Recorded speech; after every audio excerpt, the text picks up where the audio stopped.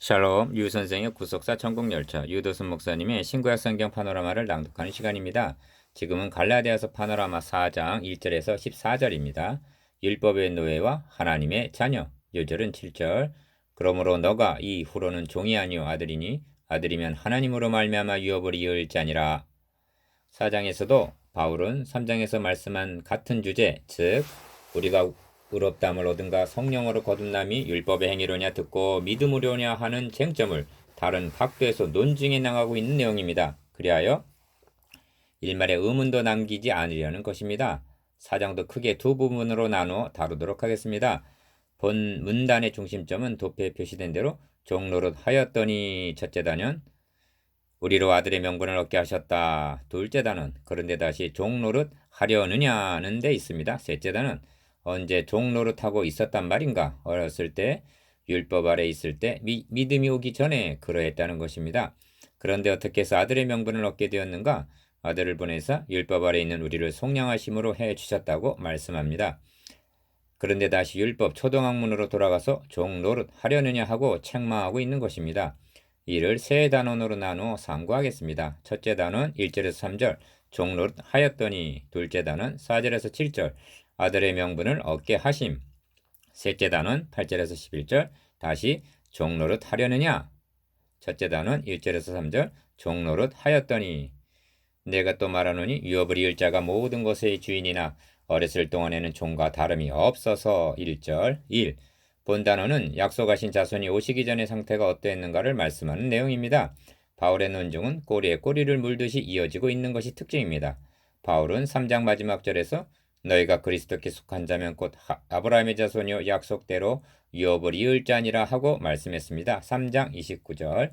그런데 4장은 기억, 유업을 이을 자가 1절 상반절 이렇게 시작이 됩니다. 니은 모든 것의 주인이나 1절 중반절, 디귿 어렸을 동안에는 종과 다름이 없다는 것입니다. 1절 하반절. 막대한 재산의 상속자라 하더라도 그가 미성년자인 어린아이라면 그 유업을 관리하거나 누리지를 못하게 된다는 것입니다. 2. 그리하여 그 아버지의 정한 때까지 후견인과 청지기 아래 있게 된다고 말씀합니다. 2절. 이는 하나님의 의도를 이해하기 쉽게 비유를 들어서 설명하고 있는 것입니다. 3. 이와 같이 우리도 어렸을 때 하고 3절 상반절 우리에게 적용을 시킵니다. 그렇다면 하나님의 유업을 이을 자인 우리가 어렸을 때를 어느 때를 가리키는가? 니은 이 세상 초등 학문 아래 3절 하반절 즉 율법 아래 있었을 때라고 말씀합니다. 다시 말하면 구약시대가 하나님의 자녀들이 후견인과 청지기 아래 있었을 때라는 것입니다. 4. 그렇다면 우리가 구약시대 벌써 유업을 이을 자였다는 말인가? 그렇습니다. 하나님께서 아브라함에게 천하 만민이 너의 씨로 인하여 복을 받으리라고 언약하셨을 때 우리는 언약 안에서 아브라함 안에서 좀 더 정확하게 말한다면 아브라함의 씨, 즉 그리스도 안에서 이미 하나님은 상속자였던 것입니다.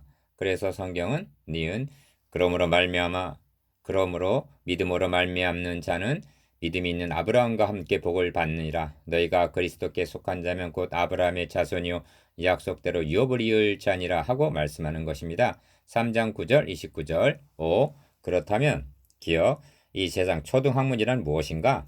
여기에 예민함이 있는 것입니다. 문맥적으로 보면 율법을 가리키는 것으로 볼 수가 있습니다. 그렇다면 어찌하여 율법이라 하지 않고 세상의 초등학문이라는 포괄적인 표현을 하고 있을까요? 그러므로 이를 율법으로 한정해서는 아니 되는 것입니다. 왜냐하면 이 세상 초등학문이라고 말씀하고 있기 때문입니다. 이는 아주 의도적으로 그렇게 말씀하고 있다고 여겨집니다. 무슨 뜻이냐면 신약시대 성도들이 니은 율법 아래 있지 않은 듯 하면서도 이 세상 초등학문 아래에 있는 사람들이 많이 있기 때문입니다. 그리하여 분명 하나님의 자녀여 유업을 이을 자이면서도 종과 다름이 없는 상태에 머물러 있다는 말씀입니다. 그리하여 하나님의 유업, 즉 우리에게 베푸신 영광스러움을 누리지를 못하고 있다는 것입니다. 당시 갈라디아 형제들도 그러했던 것입니다. 이윽 골로새서 2장 8절을 보십시오. 누가 철학과 헛된 속임수로 너희를 노력할까 주의하라. 이것이 사람의 유전과 세상의 초등학문을 조춤이여 그리스도를 조춤이 아니니라 하고 말씀합니다. 기억. 여기서 바울은 철학을 세상의 초등학문이라는 범죄에 포함시키고 있습니다.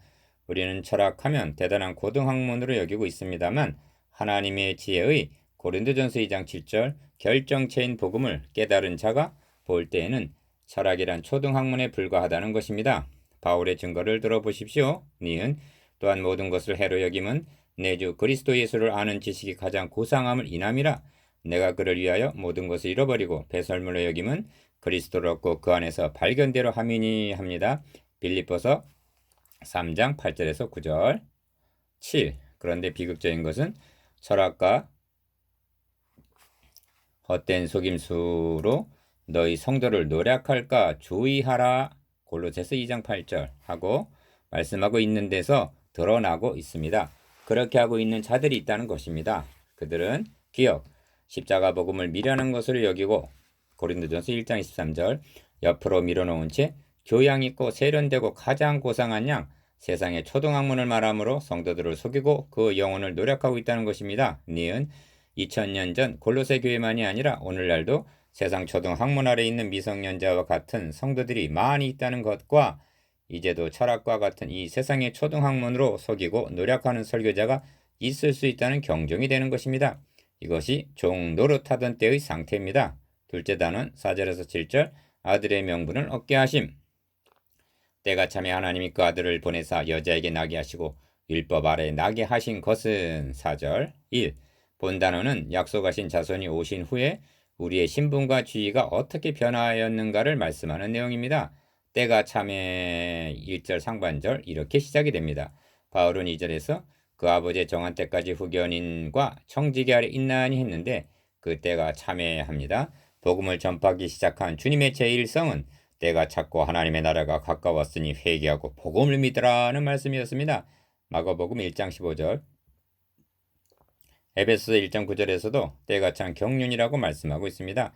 하나님은 모든 일을 니은 때가 찬 경륜 가운데 역사하십니다. 그러므로 그리스도의 재림도 때와 기한은 아버지께서 자기의 권한에 두셨으니 너희 알 바 아니오 하십니다. 사도행전 1장 7절 2. 하나님이 그 아들을 보내사 여자에게 나게 하시고 합니다. 4절 중반절 이는 사람의 몸을 입고 오신 성육신을 가리키는 말씀입니다. 왜 육신을 입고 오셨는가? 기억 율법 아래 나게 하신 것은 합니다. 4절 하반절 주님은 율법의 수여자이십니다. 그럼에도 불구하고 주시는 자라는 거죠. 그럼에도 불구하고 니은 할례 누가복음 2장 21절과 세례 마태복음 3장 16절을 받으셨습니다. 이것이 율법 아래 나셨다는 의미입니다. 왜 이렇게 하셨는가? 3. 율법 아래 있는 자들을 속량하시기 위해서라고 대답합니다. 5절 상반절 그러면 율법 아래 있는 자들을 어떻게 속량해 주셨는가? 기억 율법 아래 나신 주님은 할례나 세례만 받으신 것이 아닙니다. 우리를 위하여 니은 율법의 저주도 3장 13절 대신 받으셨음을 잊지 말아야만 하는 것입니다. 그렇다면 그렇습니다. 하나님의 아들을 율법 아래 나게 하셨다는 것은 율법 아래 있는 자들의 대표자로 삼으셔서 율법의 저주를 대신 받으심으로 율법 아래 있는 자들을 속량하여 주시기 값을 대신 지불하여 자유케 하는 그런 것을 위해서였다는 말씀입니다. 디귿 이것이 그리스도는 모든 믿는 자에게 의를 이루기 위하여 율법의 마침이 대신이라의 의미입니다. 로마서 10장 4절 4. 우리로 아들의 명분을 얻게 하려 하심이라 하십니다. 5절 하반절 하나님의 아들이 여자에게 나시고 율법 아래 나신 것은 기억 율법 아래 있는 자들을 속량하여 주신 것이 전부가 아니라는 말씀입니다. 달리 말하면 지옥만 면하여 준 것이 아니라는 말씀입니다. 니은 아들의 명분을 얻게 하려 하심이라고 말씀합니다. 여기서 명분이라 함은 아들로 삼으심에 있어서 법률적으로도 하자가 없다는 뜻입니다. 만일 주님이 속량하여 주심이 없이 아들로 삼아 주셨다면 그것은 명분이 서는 것이 아니라 만부당한 일이었기 때문입니다. 그러므로 명분이란 말을 달리 표현하면 우리를 디귿 의롭다고 여겨주심이 되는 것입니다. 그래서 아들로 삼으셔도 법적으로 하자가 없다는 그런 뜻입니다. 그렇다면 우리가 법적으로만 하나님의 아들이 되었는가? 5. 너희가 아들인 거로 법적으로 아들인 거로 하나님이 그 아들의 영을 우리 마음 가운데 보내주셨다고 말씀합니다. 6절 중반절 아들의 영을 우리에게 주셨다는 말씀은 기억, 거듭남을 의미합니다. 이를 너희가 거듭난 것이 썩어질시로 된 것이 아니오 썩지 아니할 시로 된 것이니 하고 베드로전서 1장 23절 C라고도 말씀합니다. 그러니까 하나님께서는 우리를 법적으로만이 아니라 아들의 영, 아들의 씨를 주셔서 명실상부한 자녀로 삼아 주셨다는 말씀인 것입니다. 아들의 영, 아들의 씨를 주셨다는 것이 어째서 중요한가? 니은 예수를 죽은 자 가운데서 살리신 이의 영이 너희 안에 거하시면 그리스도 예수를 죽은 자 가운데서 살리신 이가 너희 안에 거하시는 그의 영으로 말미암아 너희 죽을 몸도 살리시리라 하고 로마서 8장 11절 말씀하고 있기 때문입니다. 아들의 영, 아들의 씨가 있는 자만이 우리의 낮은 몸을 자기 영광의 몸의 형체와 같이 변케 하시는 빌립보서 3장 21절 영화롭게 될 수가 있다는 것입니다. 그러므로 누구든지 그리스도 영이 없으면 그리스도의 사람이 아니라 하고 말씀합니다. 로마서 8장 9절 아들의 명분과 아들의 영 1. 아들의 영을 믿는 모든 자 속에 보내주심이 어떻게 가능하여졌는가? 주님은 말씀하십니다. 기여 내가 진실로 너에게 이르노니 한 알의 밀이 땅에 떨어져 죽지 아니하면 한 알 그대로 있고 죽으면 많은 열매를 맺느니라. 성경은 말씀합니다. 요한복음 12장 24절 니은 여호와께서 그로 상함을 받게 하시기를 원하사 질고를 당케 하셨은즉 그 영혼을 속건 제물로 드리기에 이르면 그가 그 씨를 보게 되며 그날은 길 것이요 또 그의 손으로 여호와의 뜻을 성취하리로다. 이사야 53장 10절 그 아들의 죽으심을 통해서만이 가능하게 된 것입니다. 아들을 대속제물로 삼으시기 위해서 그 아들을 보내사 여자에게 나게 하셨던 것입니다. 그러므로 주님은 디귿 그러하나 내가 너희에게 실상을 말하노니 내가 떠나가는 것이 너희에게 유익이라. 내가 떠나가지 아니하면 보혜사 성령이 너에게로 오시지 아니할 것이요 가면 내가 그를 너희에게 보내리니 하고 말씀하셨던 것입니다. 요한복음 16장 7절 한 알의 밀이 죽어 많은 씨가 퍼진과 같이 한 아들의 죽으심으로 말미암아 많은 아들들이 되게 하셨습니다. 이 아들의 영을 우리 마음 가운데 보내사 아바 아버지라 부르게 하셨느니라 합니다. 6절 하반절 여러분도 마음 중심으로부터 사랑하고 사모하며 뜨거운 심정으로 하나님을 아바 아버지 하고 불러보신 적이 있으시겠지요? 이것이 여러분 속에 아들의 영이 계시다는 증거입니다. 3. 그러므로 너가 이후로는 종이 아니요 아들이니 합니다. 7절 상반절 얼마나 치밀한 논쟁인가를 보십시오. 5절에서는 기어 우리를 아들의 명분을 얻게 해주셨다고 말씀하고 있습니다. 6절에서는 니은 그 아들의 영을 우리 마음 가운데 보내주셨다고 말씀합니다. 그렇다면 우리는 법적으로나 명분, 경험적으로나 중생, 정정당당한 하나님의 아들이 된 것입니다. 이 점에서 인칭 대명사를 주목해 보시기를 바랍니다. 디귿 너가 바로 하나님의 아들이라고 단수로 말씀하고 있는 것입니다. 성경은 참으로 자상하고 예민합니다. 5절에서는 우리라고 말씀하고 6절에서는 너희가 라고 말씀했습니다. 그런데 7절에서는 손가락으로 나를 가리키듯 너가 이후로는 종이 아니요 아들이니 하고 말씀하시는 것입니다. 하나님께서는 우리를 택하시고 양자로 입적을 시켜주시고 거듭나게 해주실 때는 너희가 하고 도매금으로 해주신 것이 아닙니다. 너가 하고 한 사람 한 사람씩 지명하여 부르셔서 해주신 것임을 믿으시기 바랍니다. 이제 확신하게 되었습니까? 4. 하나님께서 나 같은 죄인을 그렇게 해주셨습니다. 기어 우리를 율법의 저주에서 속량하여 주셨습니다. 니은 의롭다고 여겨주셔서 아들의 명분을 얻게 해주셨습니다. 디귿 전에는 사탄의 소굴이었던 우리 몸을 성전으로 삼으시고 아들의 영으로 거듭나게 해주셨습니다. 리을 그리하여 아직은 그 영광이 나타나지 아니하였으나 우리의 낮은 몸을 주님의 부활하신 영광의 몸과 같이 변케 해주신다고 말씀합니다. 미음 약속대로 유업을 이을 자 곧 상속자라고 말씀하십니다. 이를 묵상하노라면 어떤 말이 복받쳐 나올 것 같습니까? 아바 아버지입니다. 그러므로 로마서 8장 15절에서는 아바 아버지라 부르짖느니라 하고 말씀합니다. 노예였던 자가 양자가 되고 나면 제일 불러보고 싶은 것이 아버지라는 말이라고 합니다. 한번 아버지라고 부르짖어 보십시오. 이것이 약속하신 자손이 오신 후에 변화된 우리의 신분과 지위입니다. 셋째 단은 8절에서 11절 다시 종노릇 하려느냐? 이제는 너희가 하나님을 알 뿐더러 하나님의 아신 바 되었거늘 어찌하여 다시 약하고 천한 초등학문으로 돌아가서 다시 저에게 종노릇 하려 하느냐? 9절 본 단어는 앞 단원에서 상고한 바와 같이 약속하신 자손이 오신 후에 우리의 신분과 지위가 그토록 변화되었음을 4절에서 7절 망각하고 또다시 약하고 천한 초등학문으로 돌아가서 다시 저에게 종노릇 하려는 갈라디아 성도들의 어리석음을 책망하는 내용입니다. 2. 그러나 너희가 그때에는 합니다. 8절 상반절. 그때에는 즉 그리스도를 만나기 이전에는 어떤 상태에 있었는가를 상기시키고 있는 것입니다. 기억, 하나님을 알지 못하여 본질상 하나님이 아는 자들에게 종 노릇하던 자들이라고 말씀합니다. 8절 하반절. 이 점을 에베소서에서는 좀 더 구체적으로 진술하고 있는데 니은 그때 너희가 본질상 진노의 자녀이었더니 합니다. 에베소서 2장 2절에서 3절. 그때 너희는 그리스도 밖에 있었고 이스라엘 나라 밖의 사람이라 약속의 언약들에 대하여 외인이요 세상에서 소망이 없고 하나님도 없는 자였다고 말씀합니다. 에베소서 2장 12절. 이것이 그때의 비참하고 절망적인 상태라는 것입니다. 그런데 이제는 합니다. 9절 상반절. 우리는 때로 기어 그때의 절망적인 상태와 이제의 변화된 신분과 지위를 묵상해 보아야만 합니다. 바울은 에베소 성도들에게도 그렇게 하고 있습니다. 니은 그러므로 생각하라. 너희는 그때 하고 그리스도를 만나기 이전 상태를 생각해 보라고 말씀합니다. 그런 후에 이제는 전에 멀리 있던 너희가 그리스도 예수 안에서 그리스도의 피로 가까워졌느니라 하고 말씀합니다. 에베소 2장 11절 13절. 바울이 다메섹 도상에서 주님을 만난 시간은 정오였다고 말씀합니다. 이 12시를 기점으로 하여 주님을 만나기 이전에 오전과 만난 이후의 오후가 극적으로 대조되는 경험을 한 사람이 바울입니다. 여러분의 분기점은 언제였습니까? 3.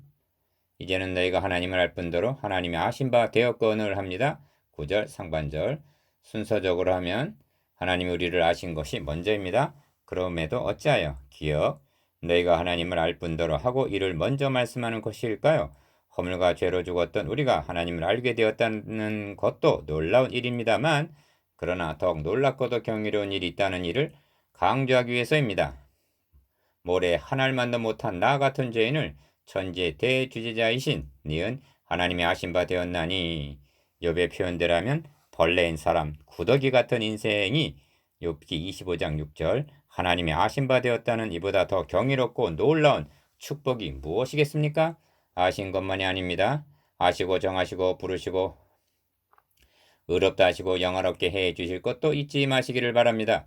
우리가 하나님께 예배를 드립니다. 찬양과 예물을 드립니다. 이렇게 함도 하나님의 은혜를 입었기 때문입니다. 그런데 우리의 예배와 예물과 찬양을 하나님께서 연락하신다는 것은 더 큰 은총인 것입니다. 4. 어찌하여 다시 약하고 천한 초등학문으로 돌아가서 다시 저에게 종로릇 하려느냐 하고 9절 하반절 갈라디아 성도들의 어리석음을 통탄해합니다. 바울은 초등학문을 기억 약한 것이라고 말씀합니다. 왜 약하다 했을까요? 우리를 율법의 매임과 갇힘에서 자유있게 해주지를 못하기 때문입니다. 우리를 의롭다고 여겨줄 수가 없기 때문입니다. 궁극적으로 우리를 구원해 주지를 못하고 하나님 앞으로 인도할 능력이 없기 때문입니다. 얼마나 약한 것입니까? 니은 천한 초등학문이라고 말씀합니다. 왜 천하다 하였을까요? 바울은 복음을 그리스도의 영광의 복음의 광채라고 고린도후서 4장 4절 묘사하고 있습니다.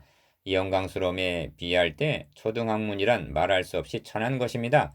바울은 초등학문만이 아니라 복음 이외의 모든 것을 천할 뿐만이 아니라 배설물로 여긴다고까지 빌립보서 3장 8절 말씀하고 있습니다. 5.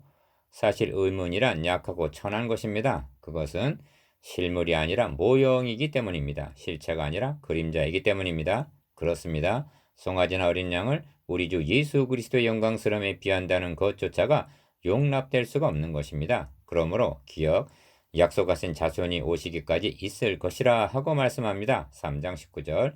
의로운 해가 떠올랐는데 호롱불이 무슨 소용이 있겠습니까? 그런데 어찌하여 너희는 다시 저에게 종로릇 하려 하느냐 하고 단식합니다.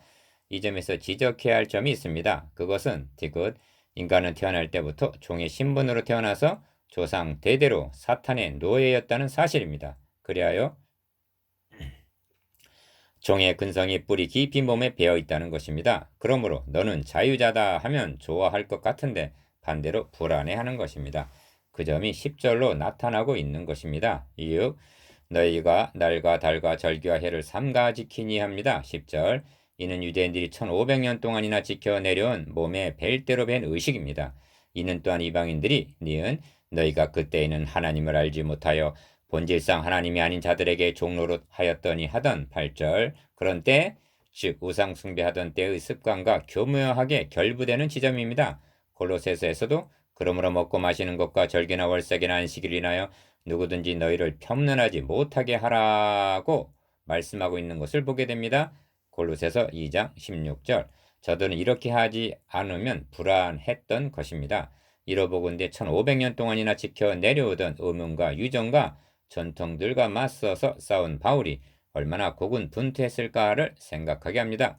오늘날도 그런 부류에 속한 사람들이 있는 것입니다. 그런데 통탄할 노릇은 자신들을 가장 신령한 자로 여기고 있다는 점입니다. 지긋 내가 너희를 위하여 수고한 것이 헛될까 두려워하노라 합니다. 11절. 여기에 선을 행하다가 낙심하게 되는 피곤함이 있습니다. 6장 9절. 힘을 다하여 수고하고 골로새서 1장 29절. 온 정성을 기울여 양육했음에도 불구하고 열매가 빈약하게 될 때 목회자는 피곤함을 느끼게 되는 것입니다. 7. 이제 생각해 보아야만 하겠습니다. 바울이 무엇 때문에 이처럼 열을 올리고 있는 것일까요? 기억, 갈라디아 성도들이 예수 그리스도를 부인한 것도 아닙니다. 다만 그들은 예수를 믿으면서 할례도 행하면 더욱 안전할 것으로 여겼던 것입니다. 이제도 이러한 매임에서 벗어나지 못하고 있는 것들은 허다합니다. 세례도 약식으로보다는 침례로 행해야만 안심이 되고 성찬도 매주 행해야만 안전하고 안식일도 일요일이 아니라 토요일로 지켜야 된다고 주장하고 있습니다. 니은 결정적인 잘못은 머리를 붙들지 아니하는지라에 있는 것입니다. 골로새서 2장 19절. 오직 구원은 머리인 그리스도에 죽으시고 다시 사심에만 있다는 불변의 진리입니다. 어떤 의식, 어떤 장소, 어떤 교회에 가야만 구원이 있는 것이 아닙니다. 머리를 붙들기만 하면 안전한 것입니다. 그리고 자유할 수가 있는 것입니다. 뒤에 가서 보게 되겠습니다만 할례가 구원을 주는 것도 아닙니다. 그렇다고 할례 받지 않아야 구원을 얻는 것도 아닙니다. 할례나 무할례가 아무것도 아니로되 합니다. 6장 15절. 바울은 예루살렘의 형제들과의 원만한 교제를 위해서는 디모데에게 할례를 행하는 사도행전 16장 3절 파격적인 일을 보게 됩니다. 바울이 도저히 용납하지를 못하고 양보할 수가 없었던 것은 할례 자체에 있었던 것이 아닙니다. 오직 은혜, 오직 믿음에 의지하지 않고 그리스도의 영광의 복음이 불완전한 것인 양 무엇인가 첨부해야 된다고 주장하는 이것만은 묵과할 수가 없었던 것입니다. 우리들도 생각해 보아야만 할 것입니다. 헛된 철학과 세상의 초등학문으로 속이고 있는 것은 아닌가? 날과 달과 절기와 해를 삼가 지켜야 한다는 식으로 속박하고 있는 것은 아닌가? 월삭이니 일천번제를 드리라는 말을 공공연히 하고 있는 것은 아닌가? 성도들은 이를 지키고 행함으로 자신의 구원이 안전해지는 양 여기고 있는 것은 아닌가? 이러한 공로의식은 우리도 모르는 사이에 교회 내부 깊숙이 파고들고 있기 때문입니다.